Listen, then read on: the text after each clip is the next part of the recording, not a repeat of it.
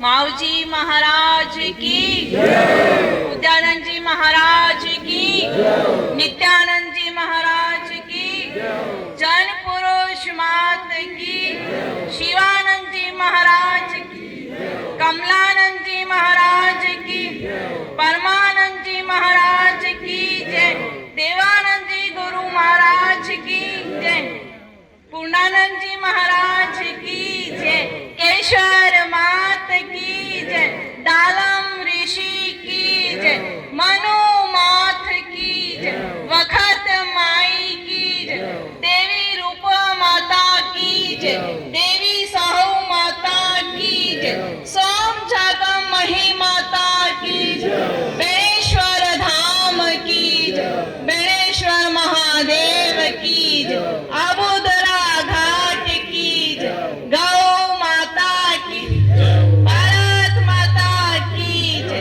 अपने अपने माता पिता गुरुदेव की जय। जय महाराज। अंशी को अंश में मिलाने की महायात्रा का अमर पंथ है ये पद यात्रा। यह मनुष्य जीवन यही वो दो राह है जहाँ यह निर्धारित होता है कि जीव ईश्वर का सायुज्य करेगा और हजारों हजारों वर्षों की सतत यात्रा के लिए पुनरागमन प्राप्त होगा। निर्णय हमें स्वयं लेना पड़ेगा।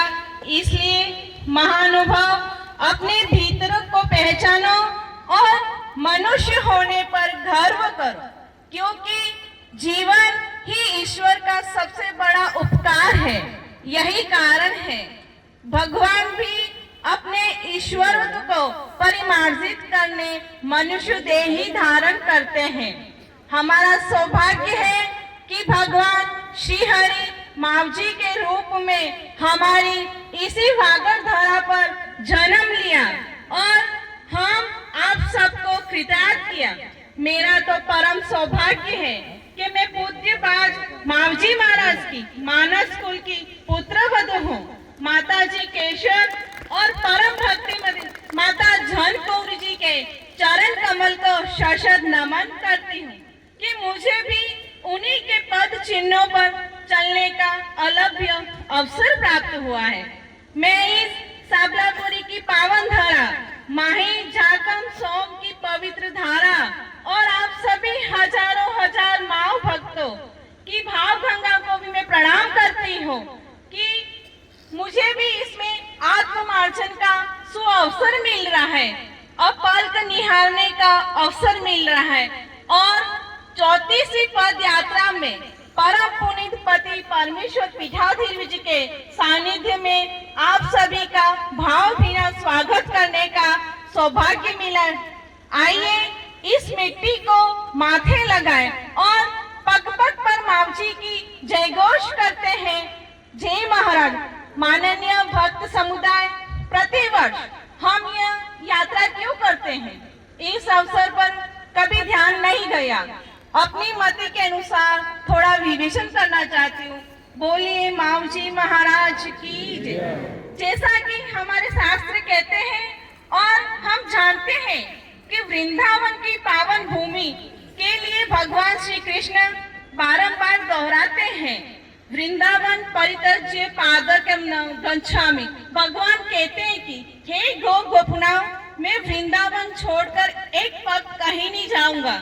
वैसे ही भगवान मावजी ने अपने यही लिया अवतार, उसी तरह भगवान मावजी की लीला भूमि यह बेंका भी हमें यही संदेश देता है कि प्रभु श्री मावहरि ने मुझे एक पल भी अपने से विलग नहीं किया।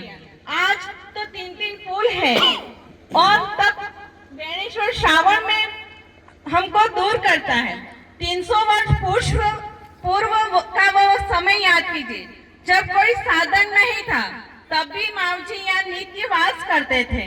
सबला में देखते और वहाँ भी प्रत्यक्ष थे। प्रश्न मेरा उत्तर, जिस प्रकार महारावल डूंगरपुर राजा शिव सिंह की राजहट पे भरे गेप सागर पर चलकर दिखा दिया, तो सोम झाकम और महिसागर का जल मावजी को कैसे रोक सकता था।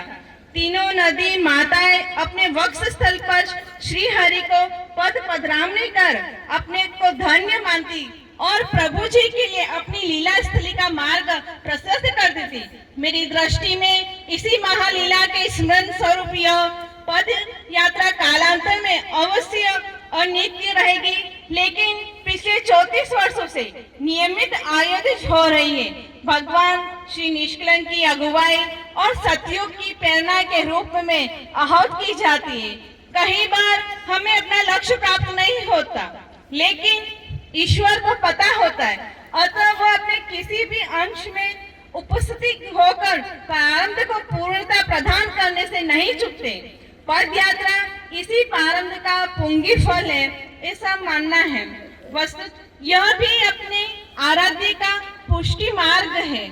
आइए सबलापुरी की धरती को प्रणाम करते हुए यात्रा का शुभारंभ करते हैं। सोम जाकम और मही माता का स्मरण करते हैं। परम धाम बेणेश्वर को प्रणाम करते हैं। माऊजी महाराज की जय।